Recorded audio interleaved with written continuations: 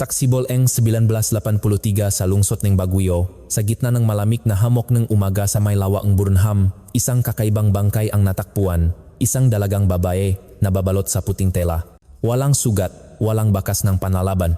Ngunit malinaw na may naglagay sa kanya ron. Sa simula, ang kaso ay naging palaisipan kung ito ba ay pagpapakamatay o pagpatay. Ngunit makalipas ang ilang araw, isang pangalawang bangkay ang natuklasan. At dito nakumbinsi ang nga investigador na ito ay isang seryeng krimen. Lumawak ang investigasyon ngunit walang matibay na ebidensya. Ang nga bakas ay tila nabura na. Subalit, sa walang humpay na pagtugis, isang koneksyon ang lumitaw. Isang maikling anunsyo na nangangailangan ng modelo na may kasamang numero ng telepono. At ang mga estudyanteng babae na tumawag sa numerong iyon ay isa-isang nagsimulang maglaho.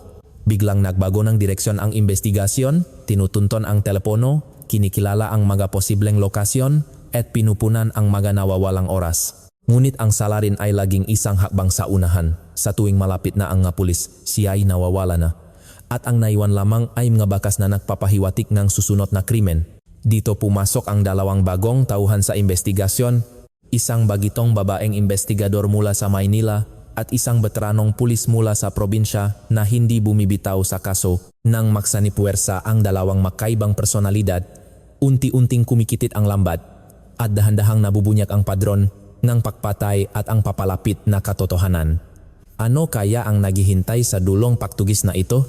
Ang walang tigil na pagtugis ng makaparehang pulis ng Baguio na nakbabangayan ngunit naktutulungan at ang isang makapigil hiningang laban sa isang salarin na hindi mo dapat maliitin, ang Sandalwood, ngayon na magsisimula. Kung bago ka sa channel na ito, huwag kalimutang mag-subscribe at i-like ang video. Sa gayon kayo ang unang makakatanggap ng mga ganitong kwento sa hinaharap. Magsimula na tayo.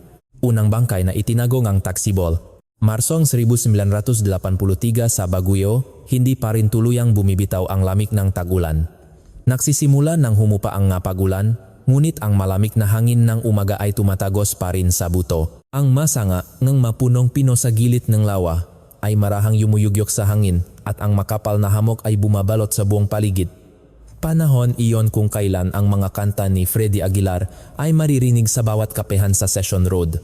Ang usok mula sa mga ulingan sa palengke ay mababa at sa tapat ng City Hall, ang maposter ng kilusang bagong lipunan ay iwinawagayway ng hangin. Sa gitna ng padang presinto, nakasabit ang isang itim at puting litrato ni Pangulong Ferdinand Marcos. Walang sinuman ang nag-isip na kakaiba ito noong panahong iyon. Marso 28, bandang alas 5 madaling araw, hindi pa tuluyang napapawi ang hamog. Isang 60 anyos na lalaki na araw-araw naglalakad sa paligid ng lawa ng Burnham ang naglalakad sa landas. Kahit na nanunuot ang lamig sa kanyang tainga, sanay na ang kanyang mapaasarutang ito na ilang taon na niyang ginagawa. Kalalampas niya lang sa grupo ng punong pino kung saan nagsisimula ang damuhan ng bigla siyang huminto. May isang puting bagay na nakalatag sa damuhan sa ilalim ng isang puno. Kahit sa gitna ng hamog, kitang-kita ito. Sa una, inakala niyang isa lang itong sakong itinapon. Ngunit nang piningusan niya ang kanyang mata at tiningnan muli, nanigas siya sa kinatatayuan. Ang puting tela ay may binabalot isang anyong tao. Ang ulo sa itaas, ang mapaa sa ibaba. Eksakto sa posisyon ng isang taong nakahiga. Ang dulo ng paa ay bahagyang nakasilip. Hindi makalapit ang lalaki at nanatili lang siyang nakatayo. Kung tulok lang ang tao, imposible namang dito siya sa damuhan sa gilid ng lawa hihiga sa ganitong oras. Umatras ang lalaki at muntik nang matisot sa isang ugat ng puno. Halos patakbo siyang pumunta sa pinakamalapit na public payphone at dinampot ang telepono. Ngunit nanginginig ang kanyang makamay. Mali ang manumrong napipindot niya at maling koneksyon ang kanyang naririnig. Ibinaba niya ito at sinubukang muli. Sa wakas, nakakonekta rin. Ang unang lumabas sa kanyang bibig ay hindi salita kundi isang ungol. Nakatanggap ng tawag ang Baguio City Police Station bandang 5:22 nga umaga. Dumating si Detective Elias Reyes sa lugar bandang alas 6. Siya ay isang 41 taong gulang na veteranong pulis na tubong La Union. Bihira siyang magsuot ng mayos na kurbata. Palagi siyang nakasuot ng gusot na brown na diaket at mas gusto niya ang trabaho sa labas kaysa sa opisina. Sa halos 20 taon sa serbisyo, isa lang ang natutunan niya. Ang pagkamatay ng isang tao ay laging nagiwan ng isang bagay. Huminto si Detective Reyes sa harap ng police tape. Hindi siya agad pumasok, sa halip ay dahan-dahan niyang sinuri ang paligid. Natutunan na niya sa kanyang karanasan na hindi dapat magmadali ang isang investigador sa unang tingin sa crime scene. Maraming bakas ng paa sa putikan, nga bakas mula sa nagreport, nga bakas mula sa mga naunang pulis na dumating. Sa gitna ng mga ito, napako ang tingin ni Elias sa isang partikular na bakas. Isang bakas na patungo sa bangkay ang naiba sa lahat. Ang suwelas ng sapatos ay malapat at malalim ang pagkakabaon, isang bakas na maiwan lamang ng isang taong may bitbit na mabigat.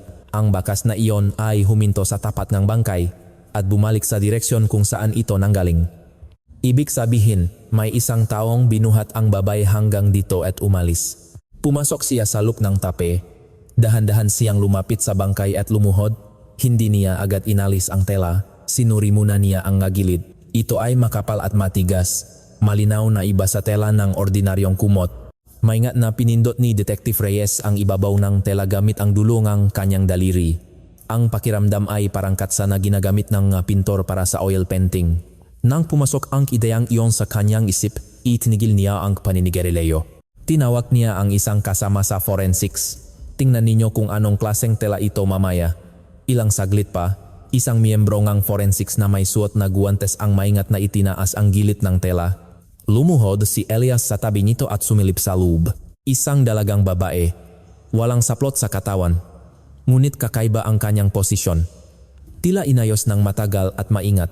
Ang dalawang kamay ay nakapatong sa kanyang tiyan. Ang ngapa ay makadikit at maging ang buhok ay maayos na nakalatag. Walang bakas ang karahasan.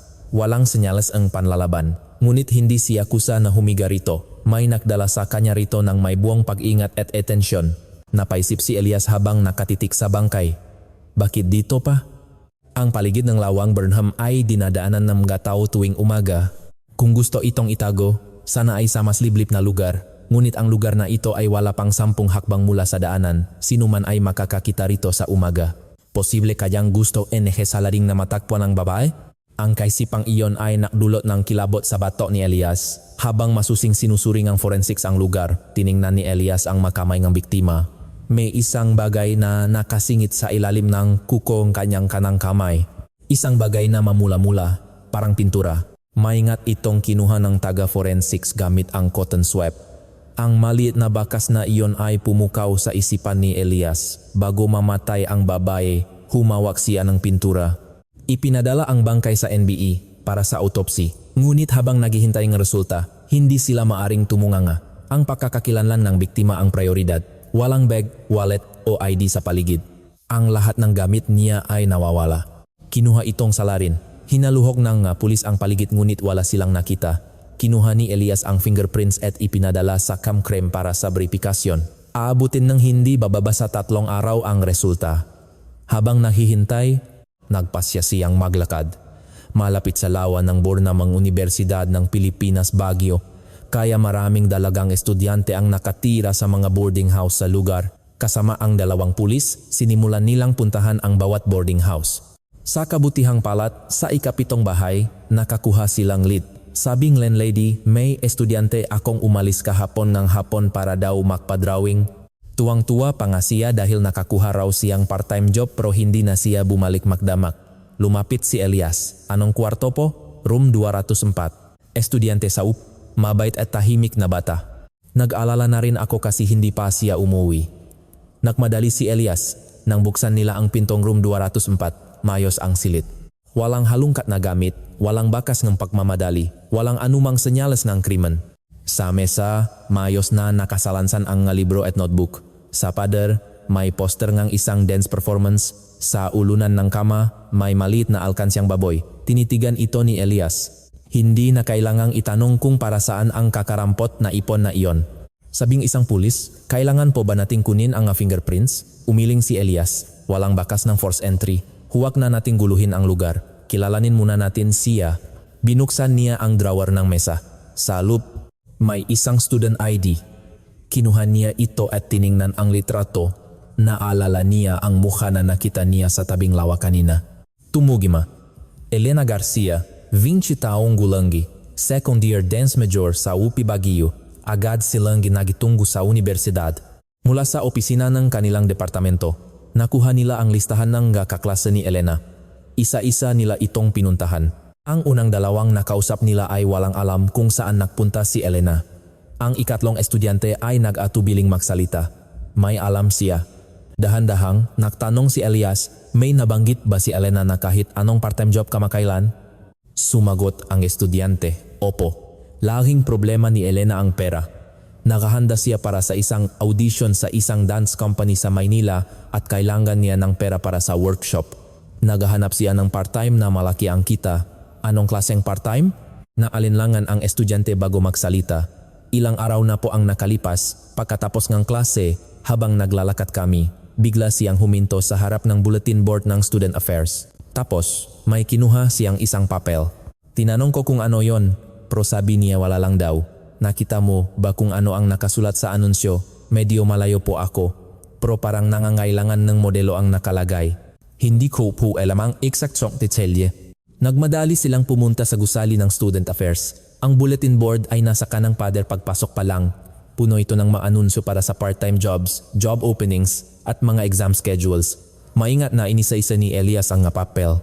Sa ilalim ng bagong anunsyo, may manggaluma ng nakapatong. Sa ilalim ng ikatlong layer, isang papel ang nakaagaw ng kanyang pansin. Hindi ito sulat kamay. Malinis itong nakaprint at hindi tulad ng ibang anunsyo. Hindi kumalat ang tinta at hindi lukot. Halatang bago pa lang ito. Nangangailangan ng modelo, malaking kita, panandaliang trabaho para sa isang purong sining. Miyembrong samahan ng alagad ng sining ng Baguio. At sa ilalim, isang numerong telepono. Walang pangalan.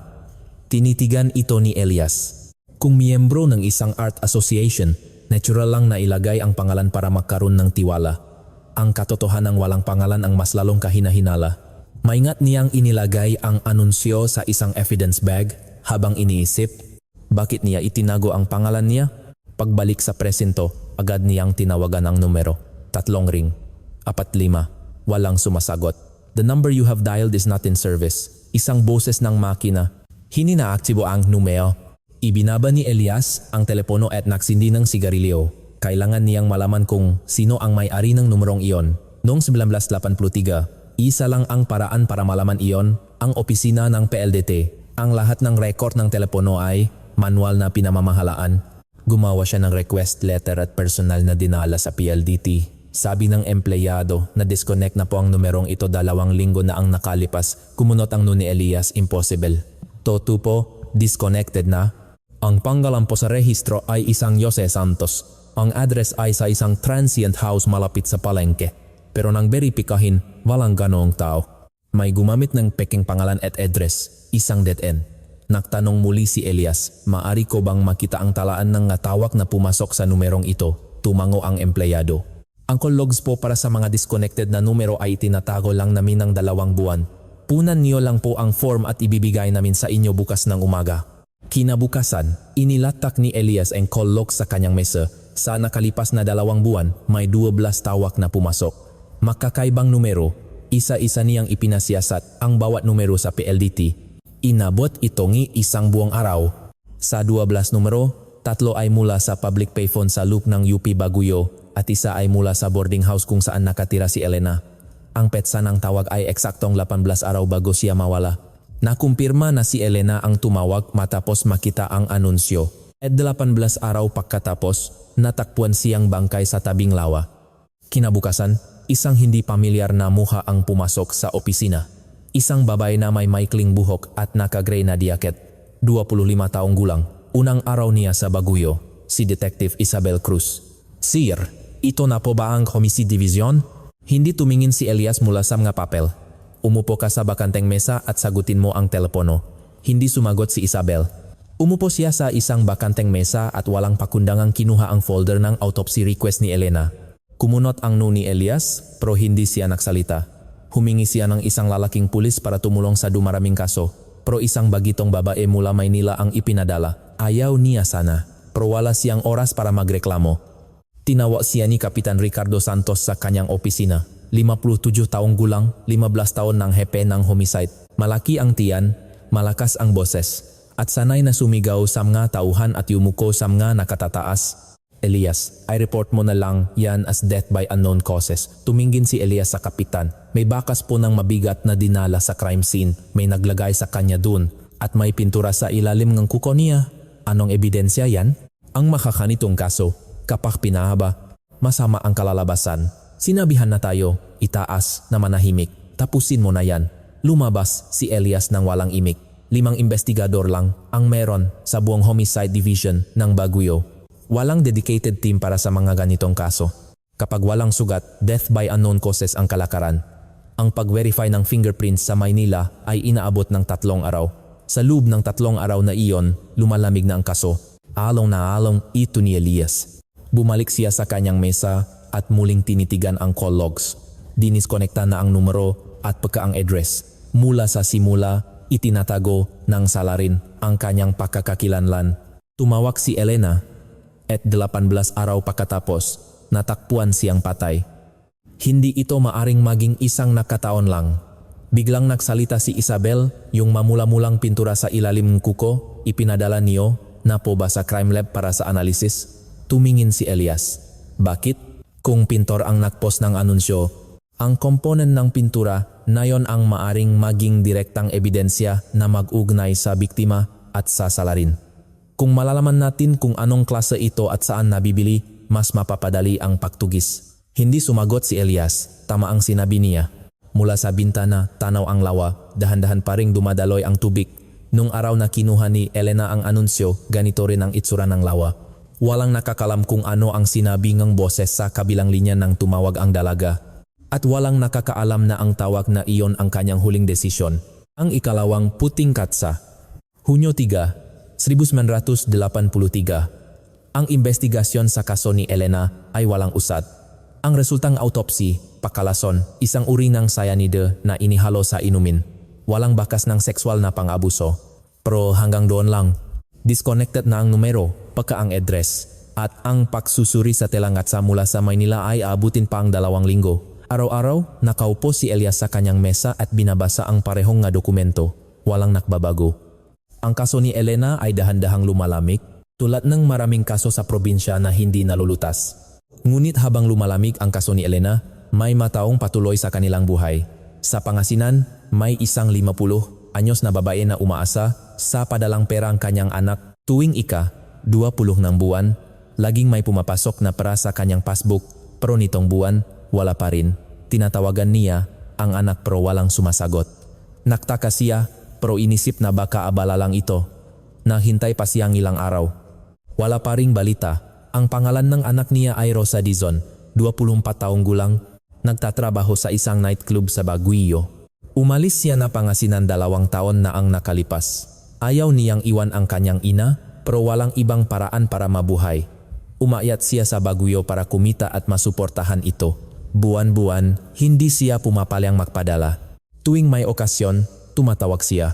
Ang anak na iyon ay 10 araw nang hindi nagpaparamdam. Tinawagan niya ang nightclub, pero sabi nila ay hindi nila alam.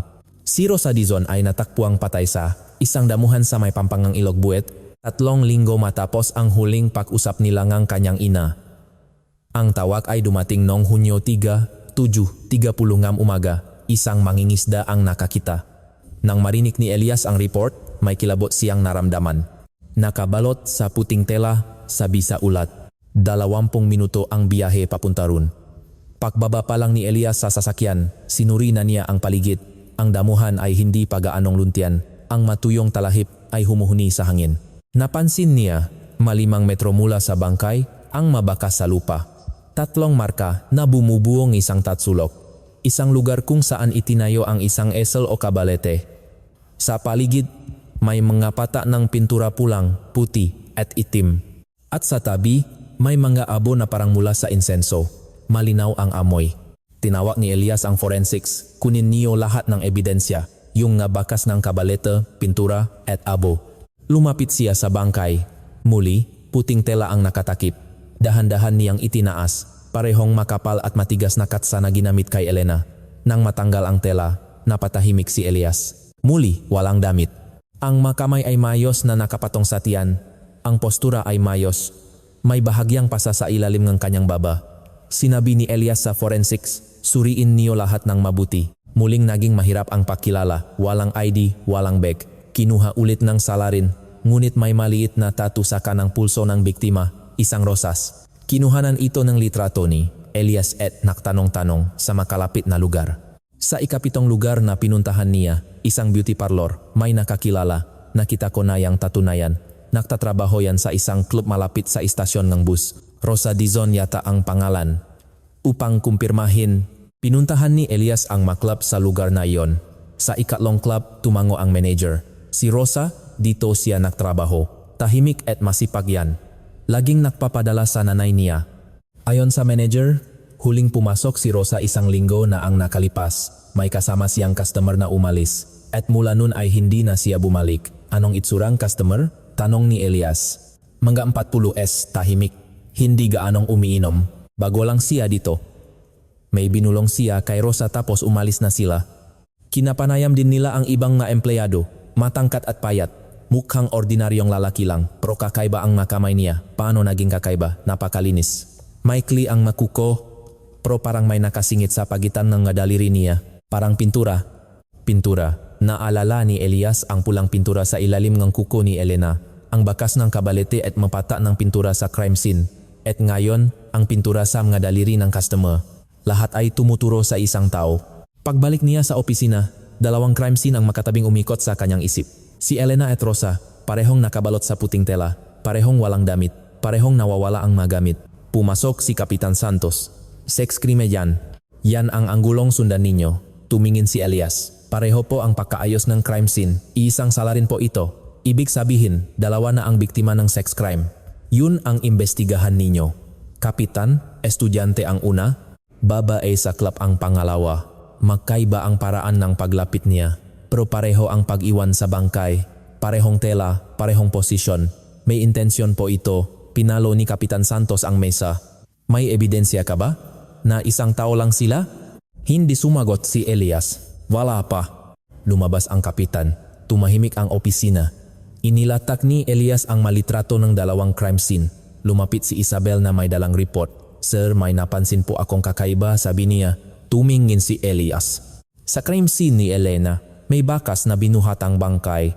Pero sa crime scene ni Rosa, nandun mismo ang bakas ng kabalete. Ibig sabihin, si Elena ay pinatay sa ibang lugar at tinala doon, pero si Rosa ay doon mismo pinatay habang ginuguhit. Sandaling natahimik si Elias. Nagbago ang paraan niya. Tumango si Isabel. Opo, nagbago. Natututo ang taong ito. Inabot ni Isabel ang isa pang papel.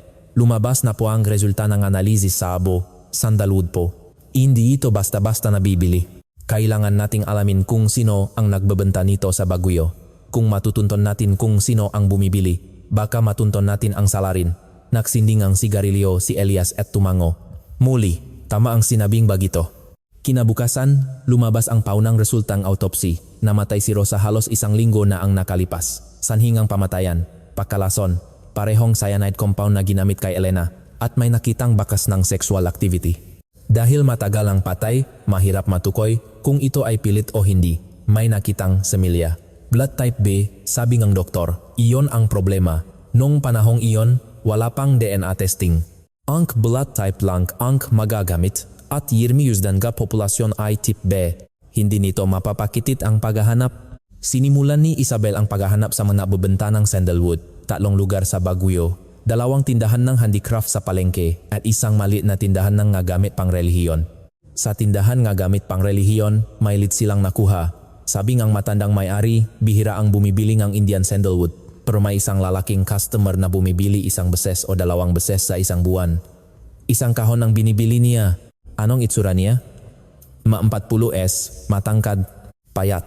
Laging cash magbayad. Tugma sa deskripsyon ng empleyado sa nightclub.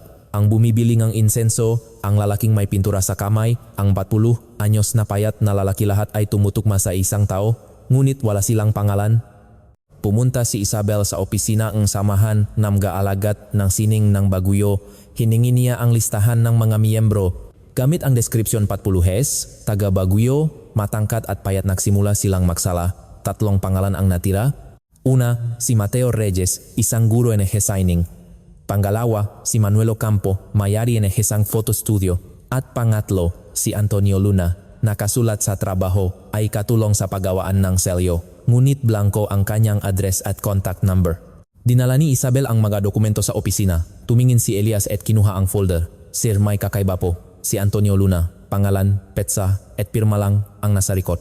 Walang address, walang numero. Kinuha ni Elias ang papel. Sino sa kanila? Si Antonio Luna po. Isinulat ni Elias ang pangalan sa kanyang notebook. Sandali siyang natahimik at sinabing magaling, 3 salita lang. Alam ni Elias na naunahan na naman siyang gubagitong ito. Kinabukasan, kailangan na nilang isa-isahin ang 3 suspek. Posibleng isa sa kanila ang pumatay sa 2 babae o posible ring wala. Ngunit kailangan nilang magsimula sa isang lugar. Ang walang pangalang pintor ng Baguio. Hulyo 3, 1983. Isang buwan na ang nakalipas mula nang matakpuan ang pangalawang bangkay. Sa pader ng opisina, magkatabi ang litrato ni na Elena at Rosa. Ang investigasyon ay walang usad. Parehong katsa, parehong paraan ng pag-iwan sa bangkay. Ngunit hindi pa rin nila matukoy kung sino ang nasa dulo ng sinulit. Si Mateo Reyes, ang guro, ay may matibay na alibi. Ngunit nang maimbestigahan, kumalat ang sismis sa buong Baguio na suspek siya sa pagpatay. Nagalit si Kapitan Santos. Pinapahirapan niyo lang ang investigasyon. Sunod nilang pinuntahan si Manuel Ocampo, ang may-aring photo studio. May mga sismis na kumukuha siyang mahubad na litrato. Nang ipakita ang nalitratong biktima, sinabi niyang hindi niya kilala. Masyadong mabilis ang kanyang sagot.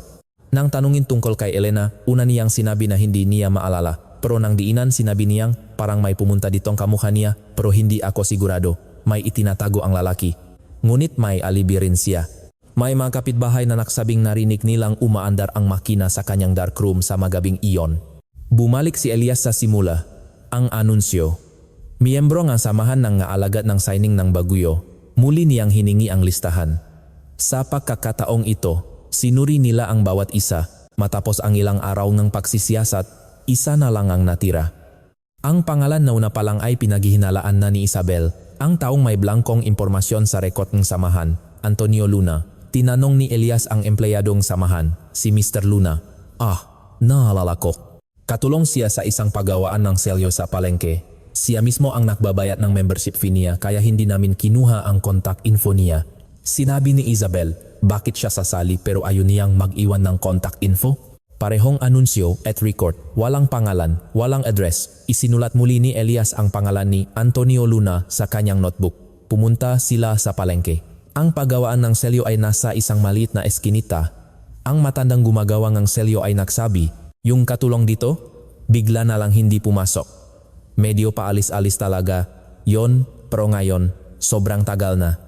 Alam niyo po ba kung saan siya nakatira? Hindi, pero parang malapit lang dito sa palengke. Kailan po siya huling pumasok? Noong unang linggo ng Hunyo, ang panahon kung kailan natakpuan si Rosa, ipinasuri nila ang pangalan sa munisipyo. Lumabas ang resulta kinabukasan. Antonio Luna, 44 taong gulang, ipinanganak sa Cebu. Ang nakarehistrong address ay sa Aurora Hill. Mag-isang pumunta si Elias. Isang lumang bahay sa isang masikip na eskinita. Kinatok niya, walang sumasagot. Ang may-aring bahay na nakatira sa tapat ay nagsabi, 1 buwan ko na siyang hindi nakikita. Bayat na siyang 3 buwan, kaya hindi ko na hinanap. Sumilip si Elias sa bintana. Sa loop, may ilang janwas na nakasandal sa padash. Ang landlady ay nagsabi pa, tahimik na tao yan. Pero minsan, nakikita ko siyang umakyat sa bundok, sa likod, may dalang kabalete. Akala ko, magpipinta lang. May napansin ba kayong pintura sa makamay niya? Oo nga no. Akala ko normal lang kasi pintor siya. Sunod na pinuntahan ni Elias ang art supply store. Sa pangalawang tindahan, nakilala nila si Antonio, si Mr. Luna. Bumibili yan dito. Laging pulang pintura, vermilion red at cadmium red. Parehong kulay na nakita sa kuko ni Elena at sa pisngi ni Rosa. Kailan siya huling bumili? Mayo 24, 2 araw bago mawala si Rosa. Alam niyo po bang nagsusunog siya ng insenso? Nabanggit niya minsan na nagsusunog siyang insenso habang nagpipinta. Pinuntahan din nila ang managbebenta ng sandalwood. Sa ika-4 na tindahan, kinumpirma ang may-ari. Regular na customer yan. 1 beses sa 1 buwan. Pero mula Mayo, hindi na siya bumalik. Parehong pintura, parehong insenso. Lahat ay nakmumula sa isang tao. Pagbalik sa opisina, ipinahanap ni Elias ang lahat ng rekord tungkol kay Antonio Luna. Gabi na nang dalhin ito ni Isabel. Kriminal na rekord. 4 na beses na nakulong sa pagnanakaw at panloloko. Sa sumunod na pahina, natigilan si Elias. 2 beses ikinasal. Ang unang asawa, may rekord na umalis ng bansa. Kasalukuyang kinaroroonan, hindi alam. Tumingin si Elias kay Isabel. Nasaan ang babaeng ito ngayon? Hindi na po matakpuan. Ang rekordong pag-alis niya ang huli. Isinulat ni Elias ang pangalan ni Antonio Luna sa tabi ng mga litratong biktima. Parehong pintura, parehong insenso, at kasabay na naglaho. At ang unang asawang hindi matakpuan ay bumabagabak sa kanya. Kinabukasan, isang pulis ang nag-abot ng isang missing person report. Baka lang po may kinalaman. Kinuha ito ni Elias. Cristina Ramos, 22, estudyante sa isang teacher's college. 2 araw nang nawawala. Sa ibaba, may sulat kamay na tala, naghahanap ng part-time job. May nabanggit tungkol sa isang model na trabaho. Natigilan si Elias. Ipinakita niya ito kay Isabel. Nakatinginan sila. Pareho silang napatingin sa pader. Elena, Rosa, at ngayon si Cristina, pangatlo na. At walang nakakaalam kung nasaan siya. Ang bakas na iniwan ng sandalwood. Hulyo 18. 2 araw na ang nakalipas mula nang matanggap ang report. Hindi makatulog si Elias. Hindi pa rin matakpuan si Antonio Luna. At hindi nila alam kung buhay pa ba si Cristina. Ang ikatlong litrato ay idinagdag sa pader. Si Cristina ay taga-Layunin, katulad ni Elias. Nakahanap din siya ng part-time para hindi na umasa sa magulang. Ayon sa kanyang roommate, masaya niyang ibinalita na natanggap siya sa isang model job. Magpapadrawing ako sa isang pintor, sabi niya bago umalis. Muling sinuri ni Elias ang call logs. Isa sa mga numero ay mula sa dormitoryo ni Cristina. Ang padron ay naulit. Naglunsat sila ang malawakang paghahanap sa bundo sa likod ng bahay ni Antonio. Walang nakita. 2 araw pagkatapos, natapuan ang bangkay ni Cristina sa isang kagubatan ng pino sa itaas ng Ilok Buwet. Isang hiker ang nakakita. Pagdating ni Elias, alam na niya ang makikita. Nakabalot sa puting katsa, nakahiga sa ilalim ng isang puno ng pino. Pareho kina Elena at Rosa. Ngunit sa pagkakataong ito, may kakaiba.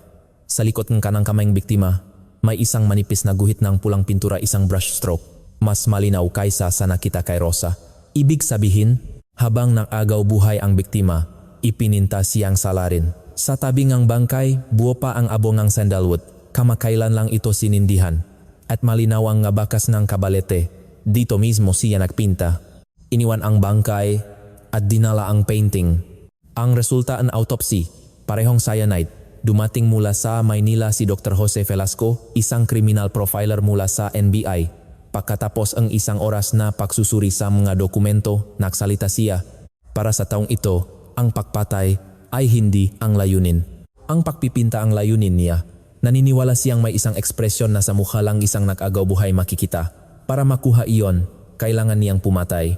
Hindi siya titigil dahil para sa kanya, walang konsepto ng perpekto. Laging may mas perpekto pang ekspresyon. Bakit hindi niya itinatago ang mabangkay? Tanong ni Elias. Iyon ang pinakasusi. Ayaw niyang itago. Gusto niyang may makakita sa kanyang obra. Ang bangkay ang kanyang natapos na sining at ang pakatuklas nito ay ang kanyang exhibit.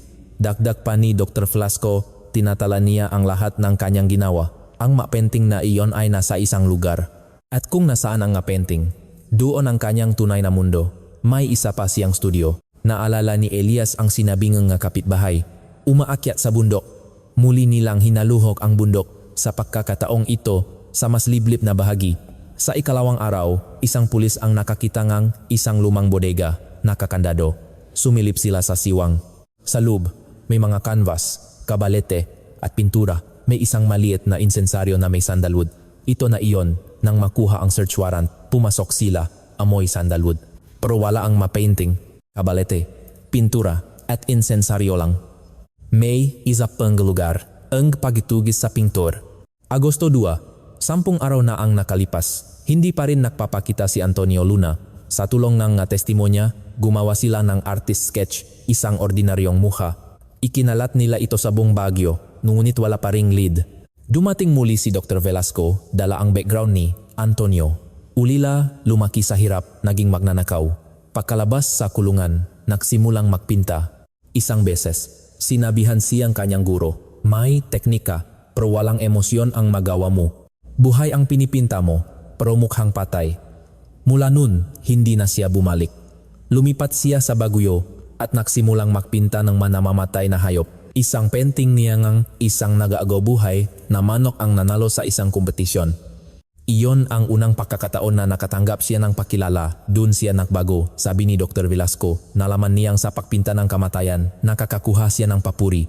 Hindi na siya nakontento sa hayop. Humanap siyang paraan para maging kakaiba. Ang pagpinta sa mukhangang isang namamatay na tao. Naniniwala si Elias na nasa Baguio pa rin si Antonio. Sinimulan nilang halugugin ang lahat ng transient house at motel. Sa ikatlong araw, sa isang luma at maliit na inn sa may bandang Trancoville, may nakapansin sa sketch. May kamuha siyang nakatira dito, pero iba ang pangalan. Renato Cruz, isang pekeng pangalan. Gusto na ni Elias na pasukin at arestuhin, ngunit wala pa silang direktang ebidensya. Kung itatanggi niya, wala silang magagawa. Kailangan nilang warrant. Gabi-gabi, nagbabantay sila. Sa ikatlong gabi, sa loop ng 30 minuto ang pagpapalit ng shift ng nagbabantay, nakataka si Antonio. Sa umaga, nang dumating ang waran, wala na siya sa silid. Tanging amoy sandalwood at magapatak ng pulang pintura ang naiwan. Nakatakas siya sa isang maliit na daanan sa likod ng gusali na hindi nila napansin. Isang may-ari ng tindahan sa malapit ang nagsabing may nakita siyang lalaking nagmamadaling umalis ng madaling araw. May dalang malaking bag at isang mahabang bagay, papunta sa direksyon ng ilog. Hinaluhog nila ang buong pampang. Wala. Umupo si Elias sa isang bangko, talunan. Habang nag-isip siya na kung hindi lang nakatulog ang makasama niya, nahuli na sana nila ito. Sa parehong oras na iyon, sa kabilang bahagi ng ilog, nagpipinta si Antonio. Hapon na nang makatanggap silang tawag, may kakaibang nakita sa pampang. Pagdating ni Elias, nakita niya ang isang kabalete, isang hindi patapos na painting, at isang babaeng nakabalot sa puting katsa. Ang ikaapat, ngunit sa pagkakataong ito, nang alisin ang tela, bahagyang gumalaw ang talukap ng matang ng babae. Buhay siya. Si Angela Mercado, 23, isang fine art student. Hindi sapat ang lason na naibigay sa kanya o hindi pa ito tuluyang kumakalat. Isinugod siya sa ospital. Nakaligtas si Angela. Kinumpirma niya ang itsura ng lalaki at ang mapangyayari. Sa wakas, mayroon na silang testigo. Ipinakalat ang sketch sa buong bansa. Ngunit muling naglaho si Antonio. Gabi na, nakatayo si Elias sa likod ng presinto, naninigarilyo. Lumapit si Isabel. Pag minalas ka sa investigador, may mamamatay, sabi ni Elias. Hindi sumagot si Isabel. Tumayo lang siya sa tabi niya. Ang 11 larawan. Setyembre 4, isang linggo na mula nang makalabas sa ospital si Angela, nagbigay siya ng opisyal na salaysay.